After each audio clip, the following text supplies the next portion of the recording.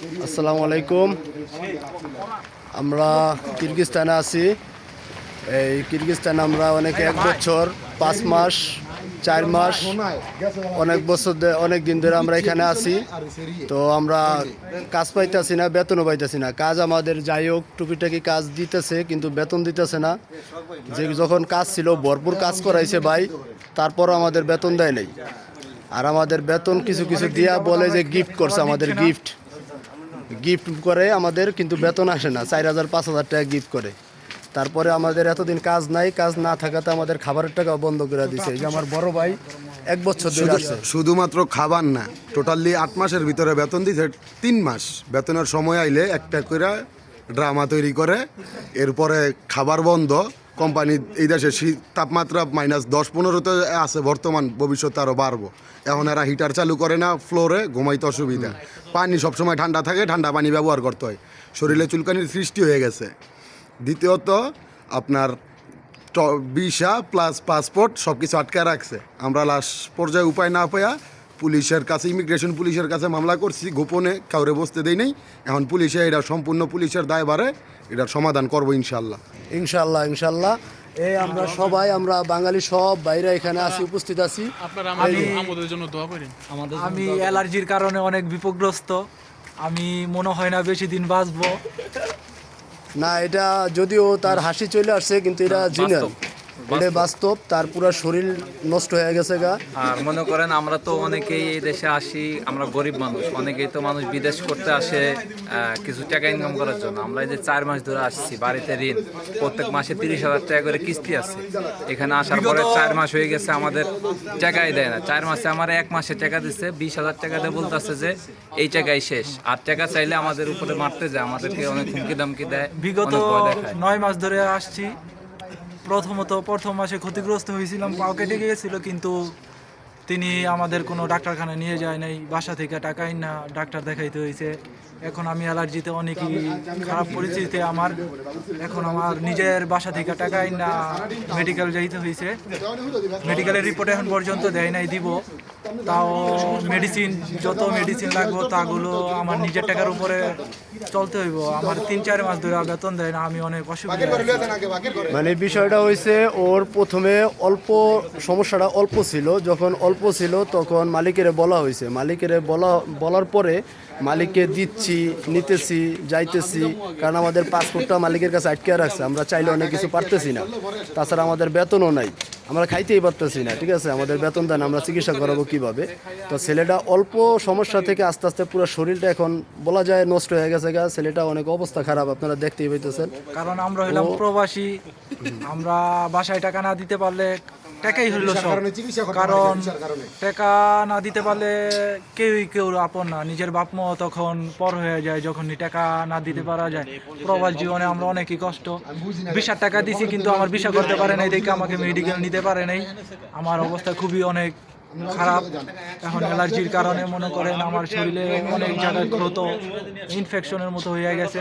কারণ আমি প্রায় বাংলা 7-8 হাজার টাকা দিয়ে আমি একটা মেডিকেল রক্তের পরীক্ষা করে আসছি। হপায় দেখি 3টা মেডিকেলের রিপোর্ট ভালো হয়েছে, ভালো, আলহামদুলিল্লাহ ভালো। কিন্তু আরেকটা মেন রিপোর্ট আছে, ওই রিপোর্টের কথা হারাই বোঝা যাব, পরে মেডিসিন দেওয়া হইব। কিন্তু এই জায়গার যে ডাক্তারের ইগুলি সব ব্যয়বহুল।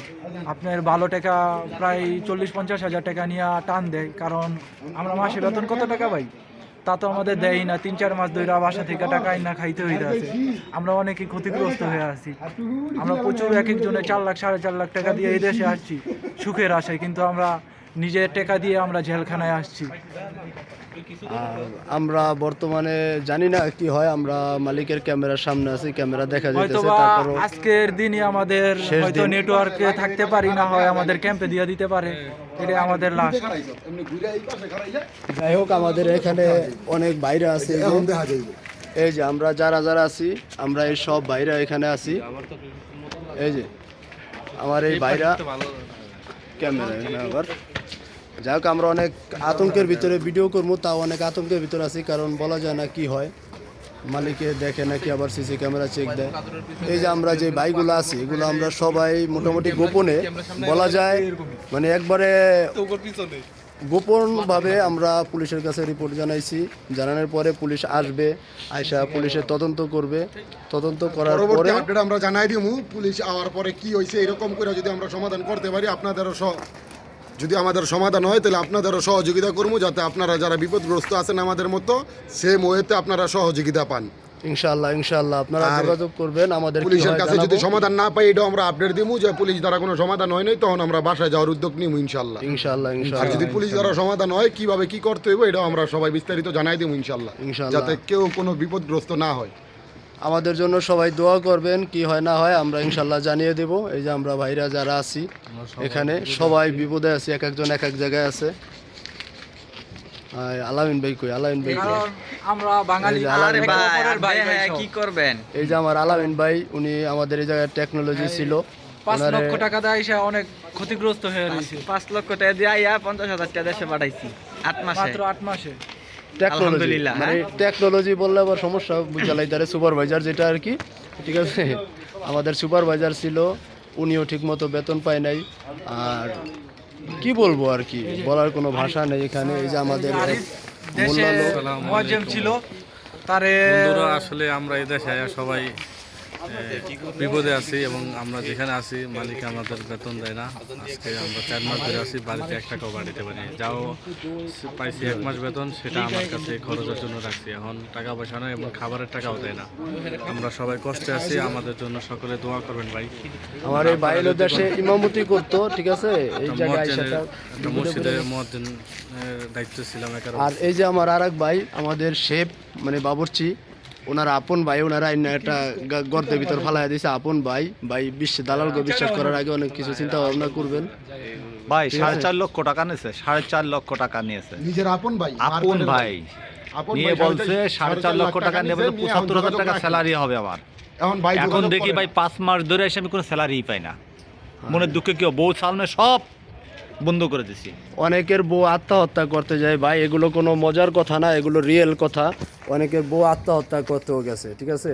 তারপরে কিস্তি অনেকে দেওয়ার না পারলে কি করার কোন? কিস্তি মাস গেলে কিস্তি আছে মনে করেন 30,000 টাকা। আমরা তো আসছিলাম, আমাদের বইলা নাই ছিল 55 থেকে 56,000 টাকা পাবো, কিন্তু সেই ক্ষেত্রে তো আমাদের 4-5 মাস হয়ে গেছে গা, বেতন মাত্র বাড়িতে বাজাতে পারছি 21,000 টাকা।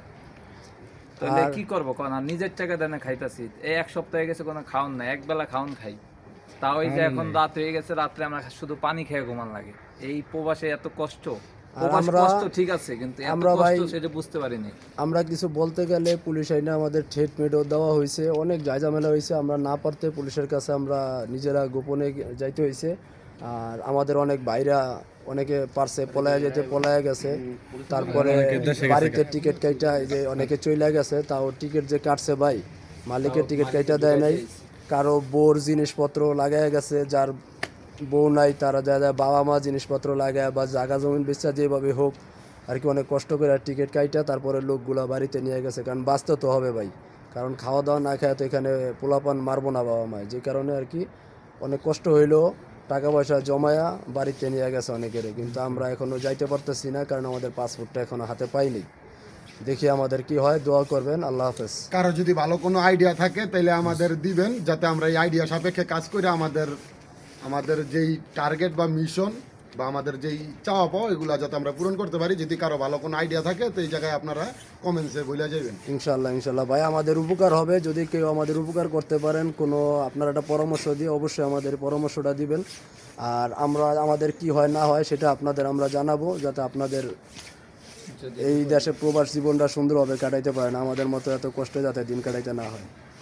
আসসালামু আলাইকুম।